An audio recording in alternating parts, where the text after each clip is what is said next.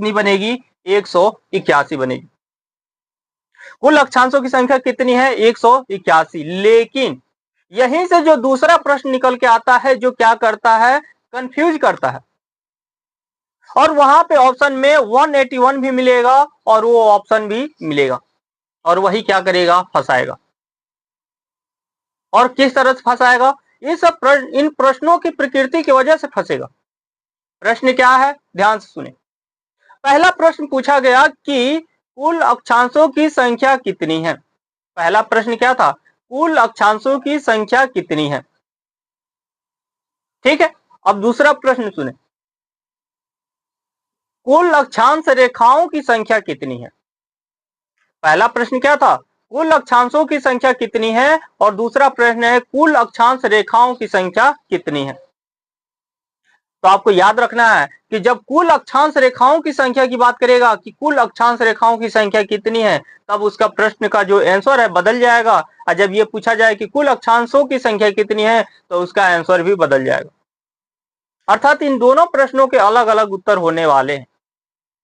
कैसे? आइए समझते हैं। देखें, जब इस 0 डिग्री से जब हम उत्तर की तरफ चलेंगे तब यहां तक जब हम आएंगे तो इस 90 डिग्री पे क्या मिलेगा? एक बिंदु मिलेगा। यहाँ पे कोई रेखा नहीं मिलेगी, अर्थात ये केवल बिंदु है। और यहाँ साउथ में आए तो 90 डिग्री पे क्या मिलेगा? फिर एक बिंदु मिलेगा।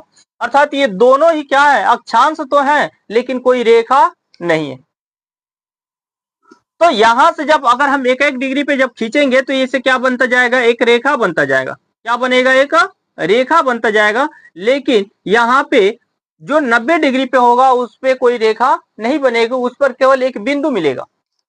है तो अक्षांश ही, लेकिन उससे क्या मिलेगा? केवल एक बिंदु मिलेगा, कोई रेखा नहीं मिलेगी। ठीक इसी तरह से जब हम साउथ में आएंगे ऐसे तो यहाँ भी केवल और केवल क्या मिलेगी? यहाँ भी केवल एक बिंदु मिलेगी, यहाँ पे कोई रेखा नहीं मिलेगी। तो जब पूछा जाए कि कुल अक्षांश रेखाओं की संख्या कितनी होती है, कुल अक्षांश रेखाओं की संख्या, कुल अक्षांश रेखाओं की संख्या, कुल अक्षांश रेखाओं की संख्या। जब यहाँ कुल अक्षांश रेखाओं की संख्या की बात करें कि कुल अक्षांश रेखाओं की संख्या कितनी होती है तो आपको याद रखना है कितना।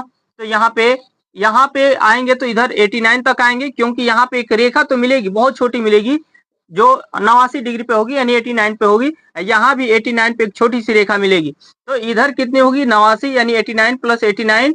और यहाँ से एक भूमध्य रेखा है जो 0 डिग्री वाली है, ये इन तीनों को जोड़ेंगे तो कितना मिलेगा? तो ये 179 होगा।